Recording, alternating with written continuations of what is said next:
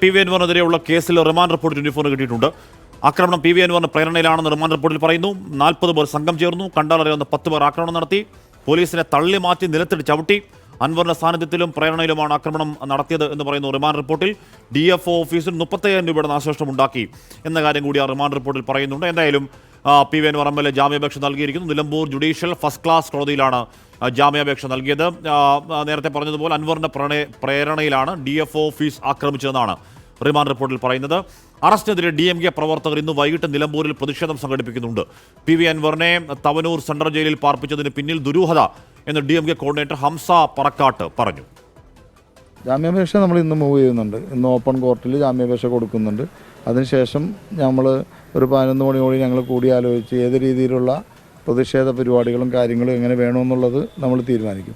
തവനൂർ ജയിലിൽ താമസിച്ചിരുന്നതിൽ വളരെ നിഗൂഢതയുണ്ട്. കാരണം അദ്ദേഹത്തെ ഇല്ലായ്മ ചെയ്യുക എന്നുള്ളത് ഈ ഗവൺമെൻറ് ഒരു അജണ്ടയാണ്.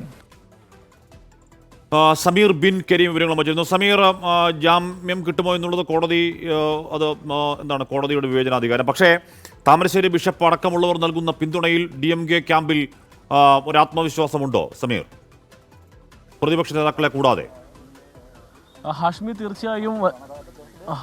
തീർച്ചയായും വലിയ ആത്മവിശ്വാസം ഈ DMK ക്യാമ്പ് പ്രകടിപ്പിക്കുന്നു. അവർ തീർച്ചയായും ഇന്ന് ജാമ്യം ലഭിക്കുമെന്നുള്ള പ്രതീക്ഷയിൽ തന്നെയാണ്. അല്പസമയം മുൻപാണ് പി വി അൻവറിന്റെ ജാമ്യാപേക്ഷ നിലവിൽ എൻ്റെ തൊട്ട് പിന്നിലുള്ള കോടതിയിൽ സമർപ്പിച്ചിരിക്കുന്നത്. അതോടൊപ്പം തന്നെ പി വി അൻവറിനെതിരായ കേസിന്റെ റിമാൻഡ് റിപ്പോർട്ട് നമുക്ക് നിലവിൽ ലഭ്യമായിരിക്കുകയാണ്.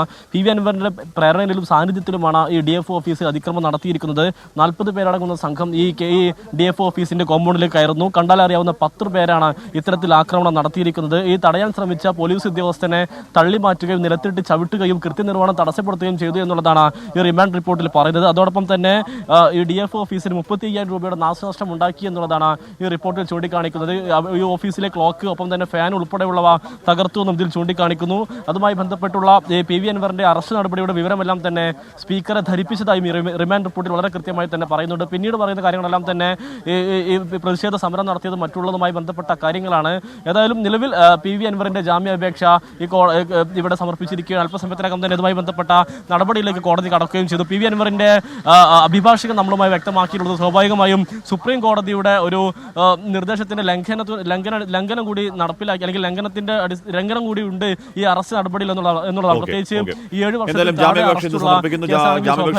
പി വി അൻവറിന് വേണ്ടി അഡ്വക്കേറ്റ് സഫറുള്ള ഹാജരാവുകയാണ്. കോടതിയിൽ നിന്ന് ജാമ്യം കിട്ടുമെന്നുള്ളതാണ് പി വി അൻവറിന്റെ പ്രതീക്ഷ.